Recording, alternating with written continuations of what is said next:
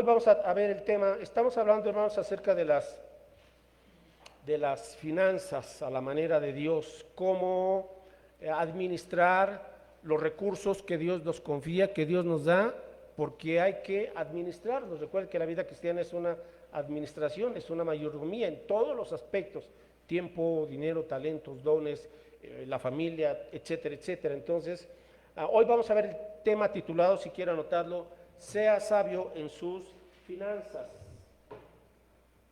Bien, sea sabio en sus finanzas, y vamos a ver entonces algunos aspectos importantes, y quiero detenerme un poco otra vez en el aspecto espiritual, porque aunque usted no lo crea, las finanzas, las buenas finanzas, el buen manejo de las finanzas tienen como fundamento un principio espiritual. No son fórmulas, es un principio espiritual. Después obviamente vienen un buen de asuntos prácticos que vamos a ver en Proverbios, pero siempre fundamento para que la vida funcione, la vida de un creyente, es un fundamento espiritual, ¿verdad? Bueno, entonces vamos a buscar en el Antiguo Testamento, por favor, y para dar respuesta a este tema: sea sabio en sus finanzas. Segundo libro de Crónicas, el primer capítulo. Déjeme preguntarle, ¿es usted una persona sabia en el manejo de sus finanzas? Bueno, no me conteste, pero usted ya debe de saber cómo va este asunto de las finanzas. Y es un aspecto importante, y máximo ahorita, como comentaba yo el domingo pasado, esta situación de la pandemia pues ha traído otros efectos colaterales, y entre otras cosas está el aspecto de la economía, de las finanzas. Entonces, Dios proveerá, Dios ha prometido no dejarnos ni desampararnos, pero también Dios quiere que seamos sabios en los recursos con los cuales Él nos bendice día a día. Entonces, comenzamos a leer, por favor, sígame ahí en su Biblia, Segunda de Crónicas, capítulo 1, en los versos del 6 al 12. Primero de Crónicas, capítulo 1, versos del 6 al 12, dice así la Escritura: subió pues Salomón allá delante de Jehová al altar de bronce que estaba en el tabernáculo de reunión, y ofreció sobre él 1000 holocaustos. Y aquella noche apareció Dios a Salomón y le dijo: pídeme lo que quieras que yo te dé. Y Salomón dijo a Dios: tú has tenido con David mi padre gran misericordia, y a mí me has puesto por rey en lugar suyo. Confírmese pues ahora, oh Jehová Dios, tu palabra dada a David mi padre, porque tú me has puesto por rey sobre un pueblo numeroso como el polvo de la tierra. Dame ahora sabiduría y ciencia para presentarme delante de este pueblo, porque ¿quién podrá gobernar a este tu pueblo tan grande? Y dijo Dios a Salomón: por cuanto hubo esto en tu corazón, y no pediste riquezas, bienes o gloria, ni la vida de los que te quieren mal, ni pediste muchos días, sino que has pedido para ti sabiduría y ciencia para gobernar a mi pueblo, sobre el cual te he puesto por rey. Sabiduría y ciencia te son dadas, y también te daré riquezas, bienes y gloria, como nunca tuvieron los reyes que han sido antes de ti, ni tendrán los que vengan después de ti. Oramos. Padre Santo, gracias por tu palabra. Ayúdanos a discernir, a entender y a poder aplicar, Señor, estos principios sabios para saber administrar, Señor, los recursos que tú nos confías, los recursos con los cuales tú nos bendices día a día. Y oramos, Señor, que limpies nuestra mente y corazón de cualquier pecado, de cualquier estorbo, y que la presencia de tu Espíritu Santo, Señor, nos guíe a toda verdad. Bendícenos, en el nombre de Jesús lo rogamos. Amén. Bueno, vamos a ver entonces, mis hermanos, ¿cómo le hacemos para ser sabios en nuestras finanzas? Número 1, todo comienza con una actitud de dependencia en Dios por medio de la oración. Todo comienza con una actitud de dependencia en Dios por medio de la oración. Salomón, como aquí lo dice la Escritura, ha sido el hombre más rico y sabio que ha existido en este planeta, obviamente aparte de nuestro Señor Jesucristo, pero no ha habido otro rey, otra persona tan inteligente, tan capaz y tan rica como lo fue el rey Salomón. Ahora, el rey Salomón obviamente incursionó, entre otras cosas, en las artes, en la poesía, en la literatura, en los negocios, en la política, en las relaciones humanas, en la construcción y muchísimas cosas más. O sea, era una persona tan capaz, después de haber recibido de parte de Dios esa sabiduría y esa inteligencia, que Salomón pues profundizó en muchísimas cosas. Ahora, cuando el rey Salomón, que era hijo del rey David, es puesto para gobernar a la nación de Israel, pues él era un joven, entonces imagínese usted, pues cómo va a gobernar a una nación de millones de personas, y le dice el Señor, Señor, pues ¿cómo le hago? ¿Qué hizo el rey Salomón? Bueno, lo primero que hizo fue encomendarse a Dios. Fue al tabernáculo, ¿verdad? Que era el lugar en donde se adoraba a Dios, y él ora, y dice en su corazón. Entonces, aquí está. La actitud comienza con el corazón, ¿verdad? Y con un reconocimiento de que, Señor, pues si tú no me guías, si tú no me das la fuerza y la capacidad, no voy a poder. Entonces, Salomón se encomienda al Señor, le busca en oración, ¿verdad? Y qué interesante, no le pide riquezas, no le pide fama, no le pide poder, no le pide el mal de sus enemigos, sino ¿qué le pidió? Señor, dame sabiduría y ciencia, conocimiento para gobernar este pueblo. Así es que lo que le pide el rey Salomón, pues aquí vamos aprendiendo algunas cosas muy interesantes. Normalmente uno le pide a Dios pues más dinero y más dinero y más dinero, cuando debiésemos estarle pidiendo en primer lugar, ¿qué, hermanos? Sabiduría, ¿verdad? Y siempre un corazón, Señor, yo sé que tú eres fiel y no me vas a dejar.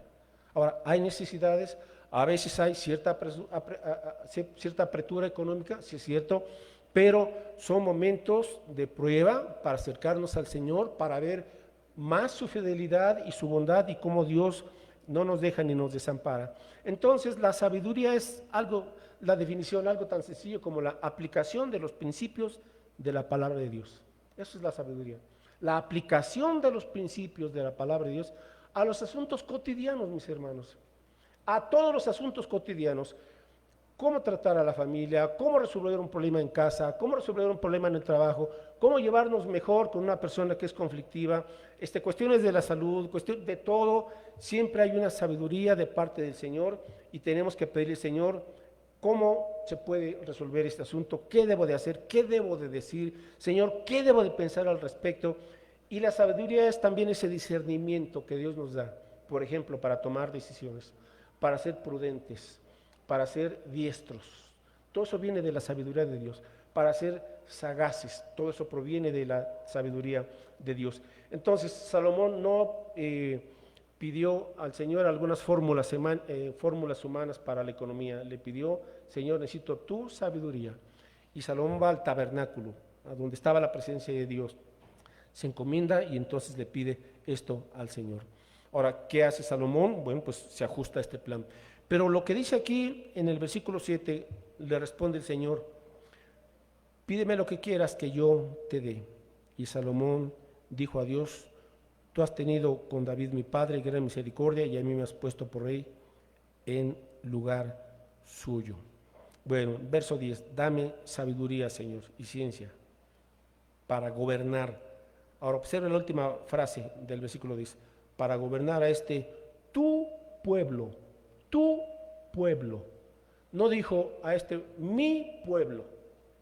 Muchos presidentes, líderes, gobernadores, ministros, muchas veces cuando llegan al poder dicen, este es mi pueblo, esta es mi nación, es de mi partido. A ver, no, un momentito. Cuando Dios le da a alguien un liderazgo, y en cualquier nivel, mis hermanos, Dios nos está confiando algo, pero siempre tenemos que entender es tuyo. Todo es tuyo. Y en este caso ese liderazgo, ese lugar en donde le han puesto en su trabajo, ese negocio que usted ha iniciado, todo es tuyo, es tu pueblo, Señor, tu pueblo tan grande. Y entonces él reconoce eso, Dios es el dueño y uno es el mayordomo o administrador. ¿Y qué le responde el Señor? Por cuanto no pediste, ¿verdad? Ni riquezas, ni bienes, ni gloria, o sea, fama, ni poder, voy a contestarte con sabiduría. Pero la sabiduría, cuando se aplica, produce que siempre produce frutos.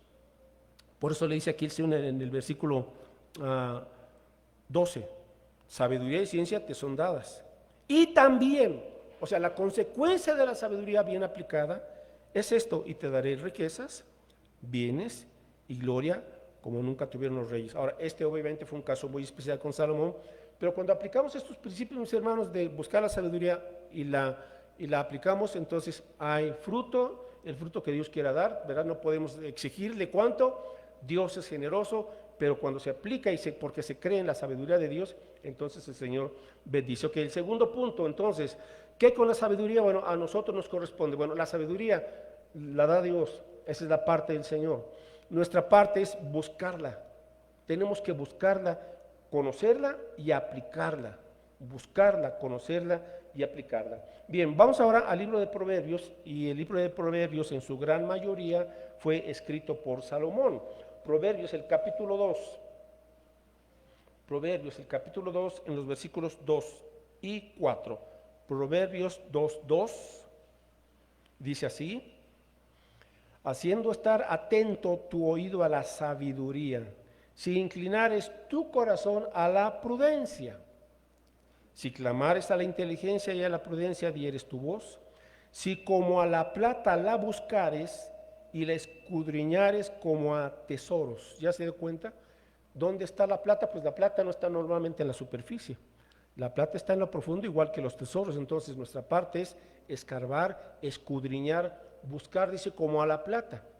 Y una persona, para que encuentre plata, ¿verdad? O esas pepitas de oro, pues tiene que estar ahí un buen tiempo trabajando, hasta que logre encontrar esas porciones de plata o de oro o de alguna otra piedra preciosa.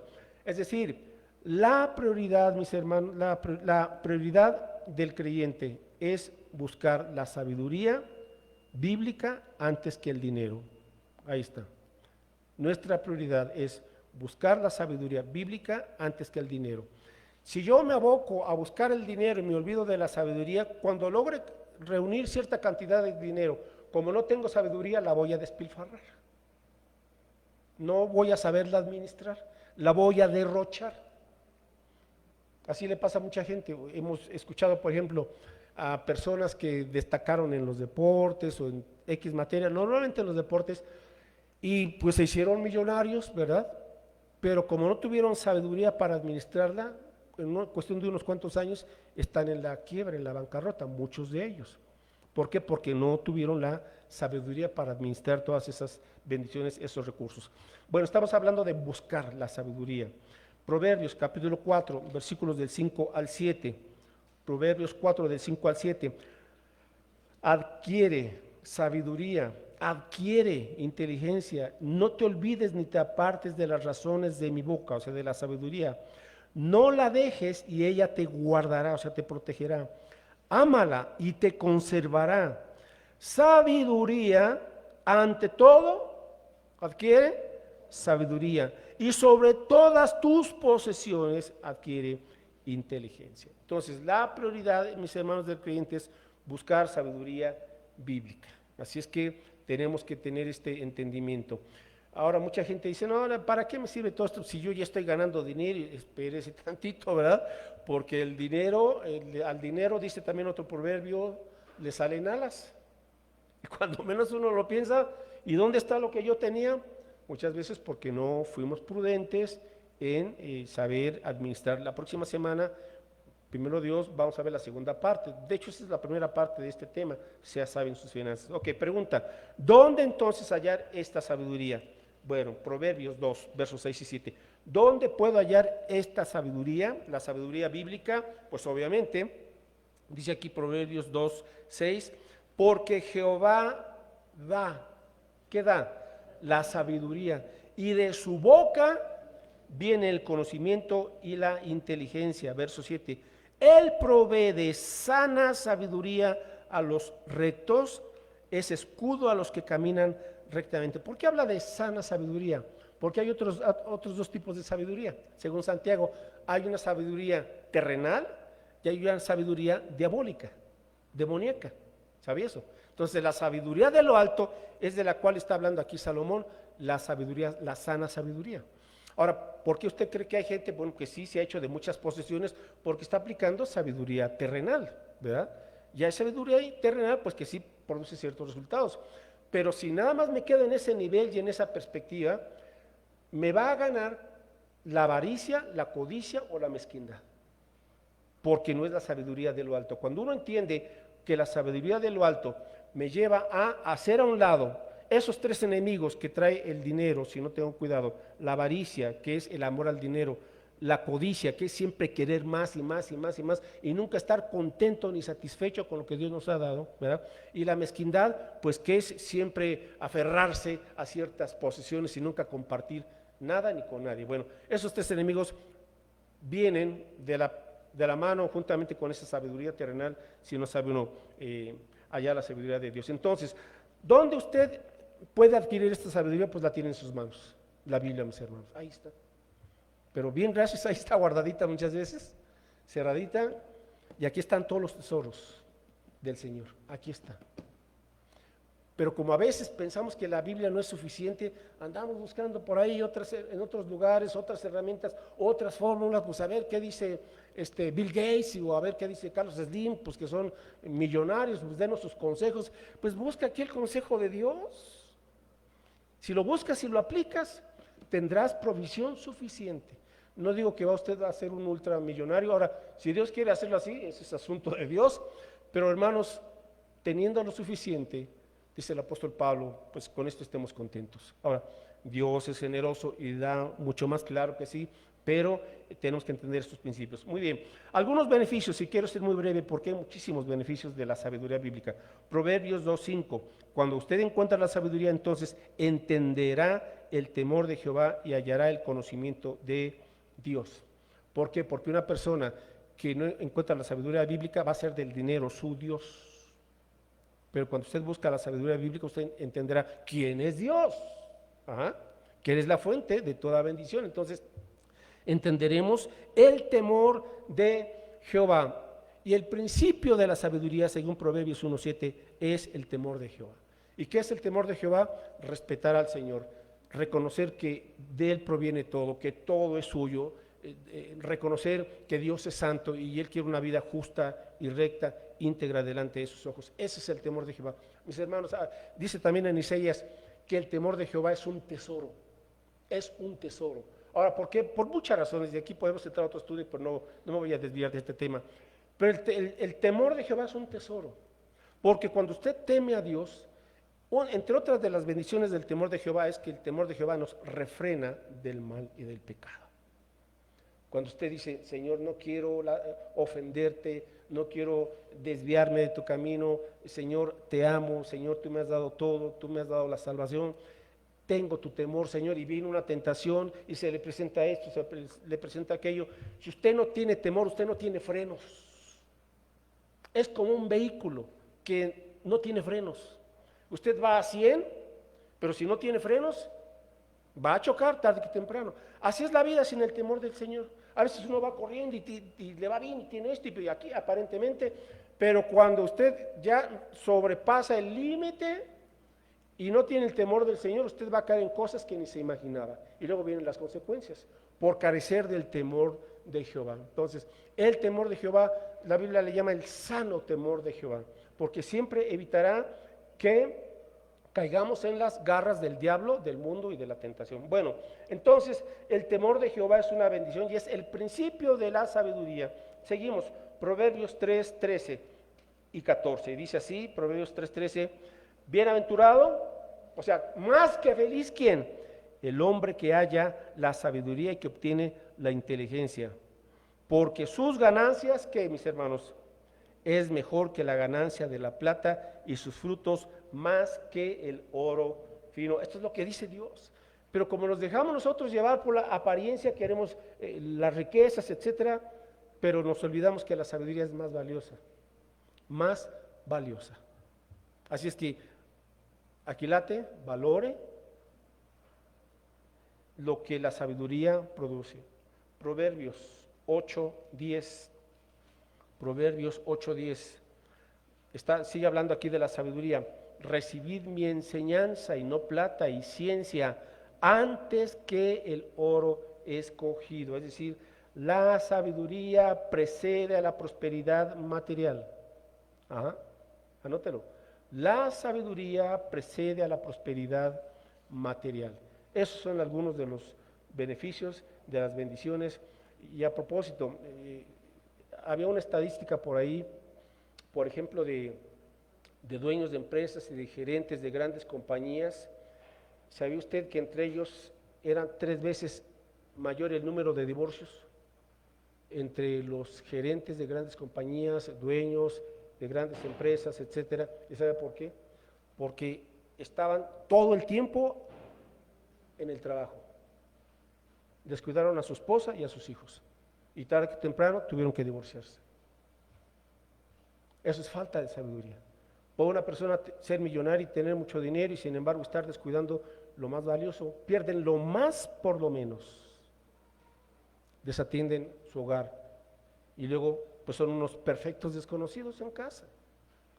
Se pierden los momentos preciosos cuando el niño está en el kinder, en la primaria y hay un evento en la escuela y pues van los papás, venga aquí a esta actividad y que te acompañe tu familia y pues va el niño solito. Yo sé que a veces no es posible por algunas madres solteras, etcétera, entiendo esas excepciones, ¿verdad? Pero cuando estamos en casa los dos o estamos esposo y esposa, pero uno se olvida de que hay momentos que no se van a volver a repetir, mis hermanos. Pero el engaño de otras cosas nos desvía. Entonces tengamos cuidado. Ok, vamos al siguiente punto. Hay que aplicar los principios financieros. ¿Cuáles son esos principios financieros? Vamos a Proverbios. Estamos aquí en este libro de Salomón, capítulo 3, Proverbios del 5 al 7.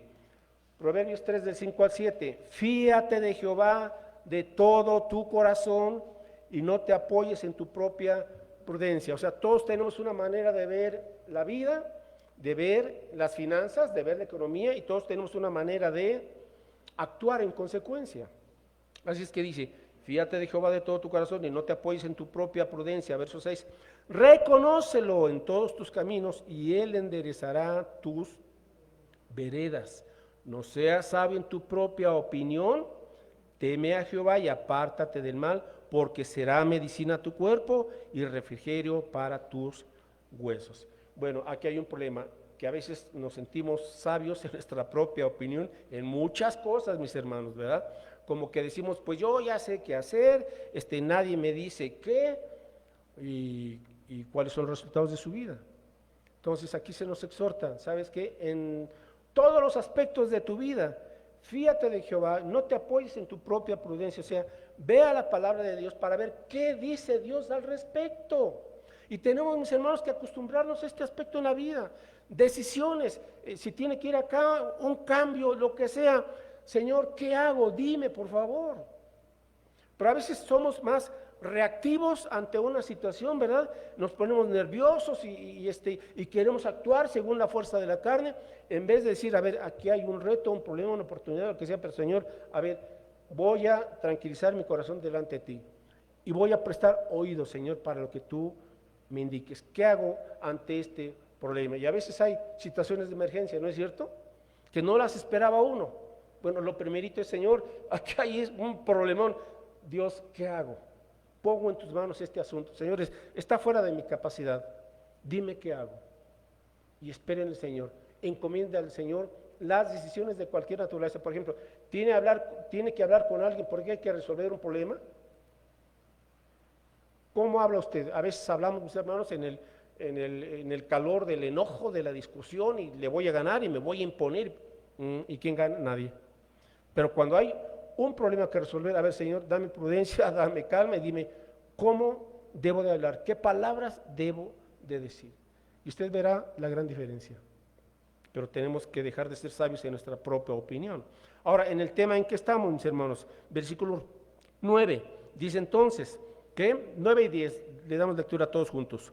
Honra a Jehová con tus bienes y con las primicias de todos tus frutos, y serán llenos tus graneros con abundancia, y tus lagares rebosarán de mosto.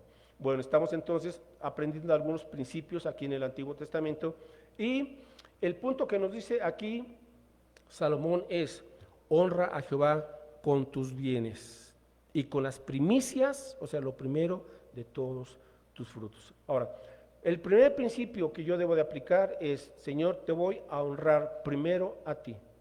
De lo que yo reciba, de las bendiciones que tú me des, Señor, lo primero que tengo que hacer es honrarte. Honra a Jehová con tus bienes y con las primicias de todos tus frutos. Ahora, ¿qué significa honrar al Señor? Significa darle a Dios el lugar que Él merece. Eso es honrar. Señor, te honro. ¿Y cómo honro a Dios? Reconociendo, Señor, que lo primero eres tú. Este principio de la prioridad y en todos los aspectos de la vida. Ahora, ¿qué dijo Jesús en ese sermón del monte cuando Él estaba hablando de que comeremos, que beberemos, que vestiremos? Y la respuesta del Señor es muy similar. Busca primero, aquí está el principio de la prioridad, busca primero el reino de Dios y su justicia y todas estas cosas vendrán por añadidura. Pero muchas veces nos equivocamos, mis hermanos, porque no creemos, porque no le creemos a Dios y buscamos primero las añadiduras y nos olvidamos del reino de Dios. Y así no funcionan las cosas. Honra al Señor con tus bienes y con las primicias. O sea, lo primero. ¿Por qué no lo honramos muchas veces de esta manera? Porque no confiamos en Él. Ay, Señor, y si yo doy me voy a quedar con menos, y si yo doy se me va a acabar. A ver, entonces, usted no conoce la palabra.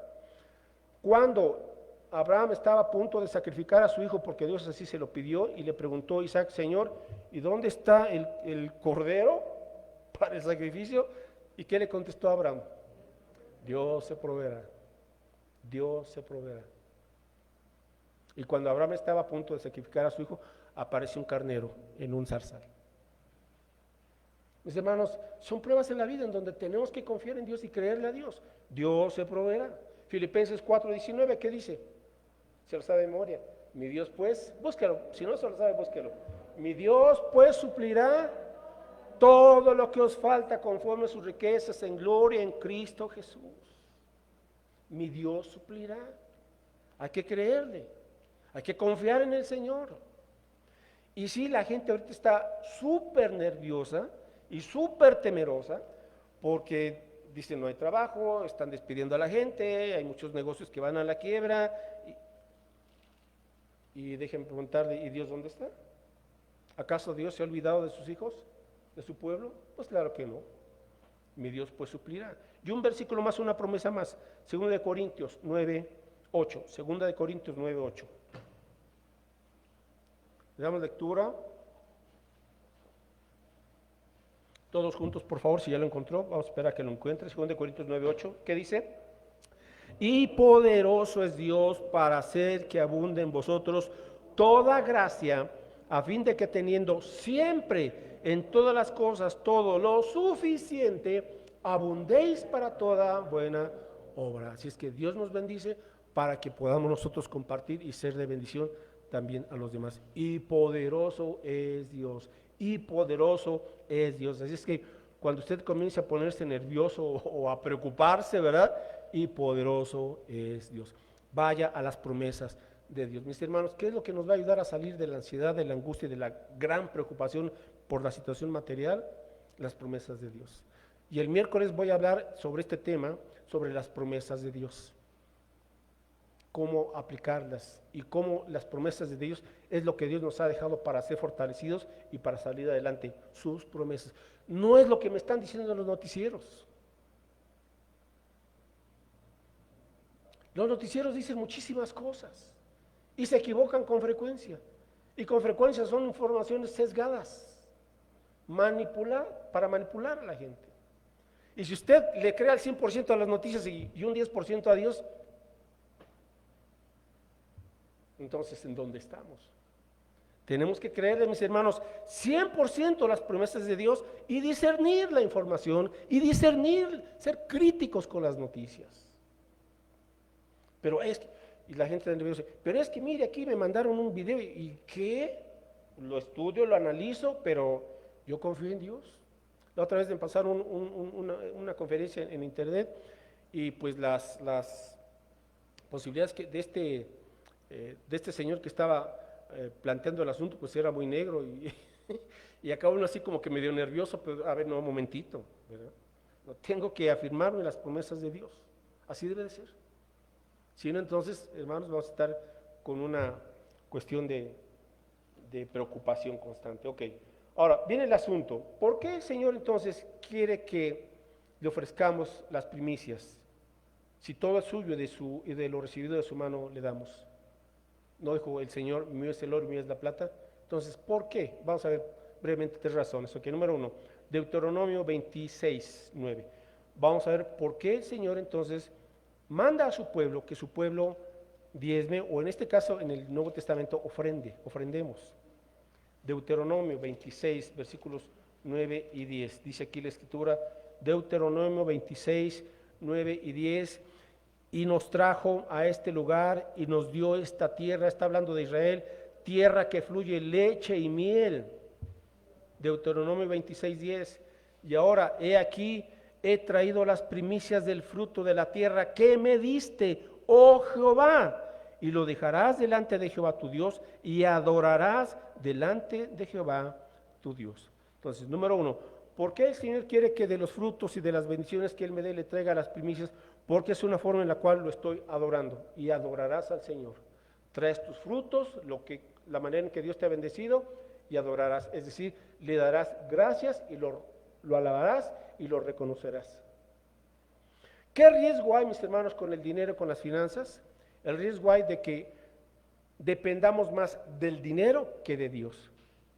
¿Sabe por qué es tan difícil ser desprendidos con el dinero? Y le voy a decir por qué. Porque el dinero representa, o el dinero es igual a seguridad. ¿O no?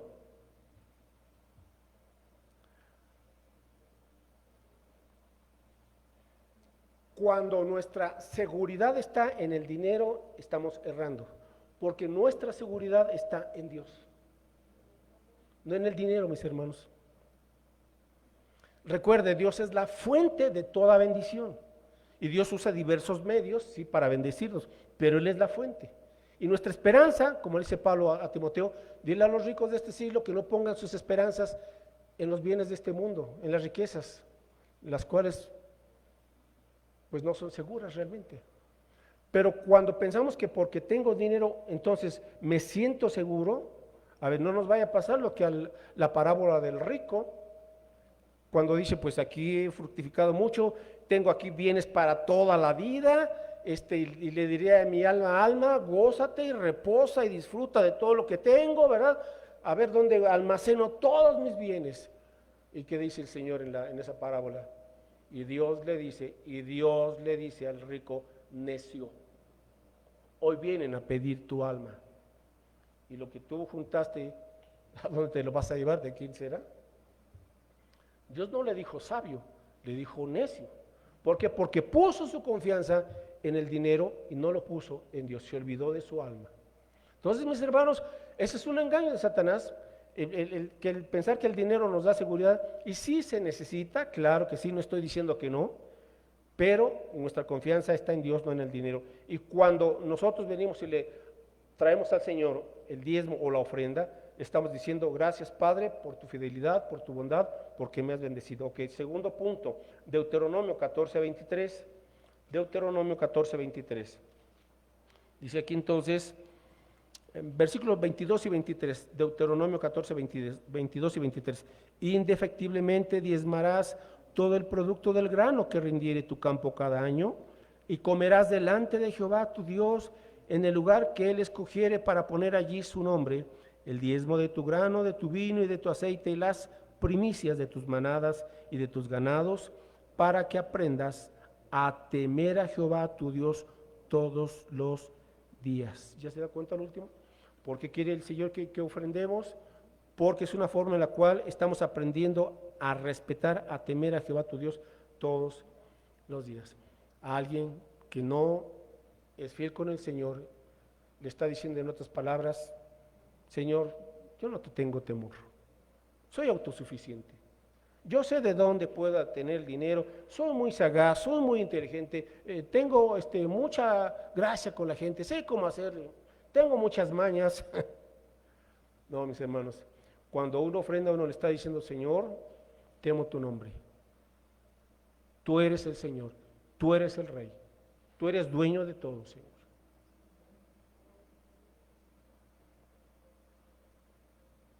Y en tercer lugar, Malaquías 3:10. ¿Por qué quiere el Señor que ofrendemos? Ahora, a propósito, mis hermanos, el diezmo se enfatizaba en el Antiguo Testamento y en el Nuevo Testamento, más que nada es la ofrenda, así es. Déjeme decirle que el diezmo es el 10% y es el mínimo, es la ley. Pero la ofrenda en el Nuevo Testamento es gracia. No estamos bajo la ley, sino estamos bajo la gracia. ¿Qué significa eso? Que la ofrenda es superior al diezmo en cantidad y en calidad. Entonces, ¿cuánto ofrendamos? Cada uno dé como produce en su corazón. No con tristeza ni por necesidad, porque Dios ha mandado alegre. Entonces, en Malaquías, el último libro del Antiguo Testamento, en el capítulo 3, estamos obteniendo, mis hermanos, aquí principios. De hecho, cuando usted ve a Pablo hablar de las ofrendas, del dinero, etcétera, usted se da cuenta que Pablo tomó muchos de esos principios del Antiguo Testamento y los aplicó al Nuevo Testamento. Qué interesante. Entonces, Malaquías capítulo 3, versículo 10, dice el Señor: trae todos los diezmos al alfolí y haya alimento en mi casa. ¿En dónde? En mi casa. Así es que ahora, ¿dónde está ahora la casa de Dios? Si el templo de Jerusalén fue destruido en el año 70 después de Cristo, entonces ahora ¿dónde está la casa del Señor? Somos nosotros, la iglesia. Donde quiera que se reúna la iglesia en el mundo, ahí está la casa de Dios. Entonces vamos a aplicar esos principios y haya alimento en mi casa. Ahora, ¿por qué? Porque la iglesia, mis hermanos, tenemos la encomienda, la comisión de Jesús de que la iglesia vayamos y extendamos su palabra, su evangelio y hagamos discípulos a todo el mundo. Para eso estamos como iglesia, para propagar el evangelio. Y eso requiere, obviamente, de gente que esté a veces de medio tiempo, de tiempo completo, a la cual hay que sostenerle financieramente. Requiere toda una situación de mantenimiento en las instalaciones. Ahora se está usando la tecnología, bueno, pues hay que comprar que la computadora, que hay que dar cierta cuota a Facebook, de lo que sea, anual, o sea, para propagar el evangelio. Y todo eso, mis hermanos, surge del mismo pueblo de Dios. Nosotros somos la casa de Dios. Y haya alimento en mi casa. ¿Para qué? Para que sigamos compartiendo la Biblia, repartiendo folletos, repartiendo de literatura, obsequiando un Nuevo Testamento, obsequiando un Evangelio, regalando Biblias o a veces compartiendo cursos, lo que sea, y haya alimento en mi casa. Usted está aquí porque hubo otros hermanos que están apoyando económicamente su estancia en ese sentido. Como les he comentado anteriormente, hace años allá en una iglesia en Parque, estábamos repartiendo folletos y los dejamos en las casas. Nadie nos regaló estos folletos, los compramos. Pero recuerdo de un joven que cuando tomó ese folleto, ¿verdad?, y lo leyó, y estaba la dirección de la iglesia, y fue. Le compartimos de Cristo y se convirtió él y su familia al Señor. Qué bueno. Entonces, pero Satanás nos dice: no des, no te va a alcanzar, te vas a quedar sin nada. ¿Para qué das a la iglesia? Es el enemigo el que nos está sembrando ahí la duda y la cizaña. Y lamentablemente, pues a veces también muchos hermanos le hacen caso: pues tú no tienes, pues eres pobrecito. ¿Sabe por qué no sale y siempre está en deuda? ¿Quiere que le diga por qué? ¿Sabe por qué no le alcanza el dinero? Se lo digo el otro domingo. Vamos a ver ese mensaje en parte de la segunda parte. ¿Por qué no me alcanza el dinero? ¿Por qué, como dice el profeta Ageo, por qué, Señor, recibo mi salario y lo recibo como en saco roto? Eso está en Ageo. Qué interesante. ¿Por qué? Y ahí mismo da la respuesta. Bueno, entonces, dice la promesa: y haya alimento en mi casa, y probadme ahora en esto, dice Jehová de los ejércitos, si no os abriré las ventanas de los cielos y derramaré sobre vosotros bendición hasta que sobreabunde, porque así es Dios. Dios no es un Dios mezquino, Dios es un Dios generoso y nos bendice de muchas formas, mis hermanos. Comenté algo el próximo domingo, no voy a volverlo a repetir, pero Dios es bueno, Dios es generoso. Y la iglesia entonces, en gratitud, por eso alaba a Dios. Y creo que ya se me fue el tiempo. Bueno, tenía más puntos, se los voy a compartir Dios mediante el próximo domingo, y hablaré algo sobre la importancia de ahorrar, sí, claro que sí, sobre un presupuesto, la importancia de un presupuesto y otros aspectos prácticos del sabio manejo de finanzas. Oramos, mis hermanos. Padre, gracias por tu palabra. Señor, hay cosas que ya sabíamos, pero quizás no las estábamos obedeciendo. Gracias porque nos vuelves a recordar y a refrescar, Señor, estas promesas y también estos lineamientos de tu palabra a fin de que, Señor, podamos comprender que tú eres poderoso, magnánimo, bondadoso, un Dios generoso y un Padre celestial que día a día ve por sus hijos. Señor, gracias, eso nos da una gran confianza, a pesar de los tiempos de incertidumbre que estamos viviendo. Señor, tú no eres un Dios incierto, tú eres un Dios digno de confianza. Tú eres nuestra seguridad, tú eres nuestra esperanza, tú eres nuestro pronto auxilio en las tribulaciones. Gracias, Padre, porque si no negaste, si no escatimaste ni a tu propio Hijo, a Jesucristo, ¿cómo no nos darás juntamente con Él todas las cosas, Señor? Gracias, Padre, por tu provisión, no solamente espiritual, sino, como acabamos de ver ahora, por la provisión material, sea en salud, en empleo, en un techo, en un trabajo, en dinero, en dones, en capacidades, en miles de cosas, mi Señor, que tú a diario nos provees. Padre, permite que tu pueblo te crea, que tu pueblo te adore, que tu pueblo te honre, que tu pueblo tema tu nombre. Y Señor, si no hemos sido fieles ofrendadores, pues te pedimos perdón, pero pedimos ahora, Señor, que nos ayudes con estas tus palabras, para que propongamos en nuestro corazón ser fieles delante de ti, Señor.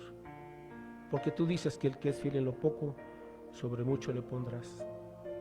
Mi Dios, tú conoces también las necesidades de cada quien, de los que estamos aquí, de los que nos están mirando a través de internet. Tú conoces, Señor, las necesidades también físicas, de trabajo, etcétera. Padre, las ponemos en tus manos.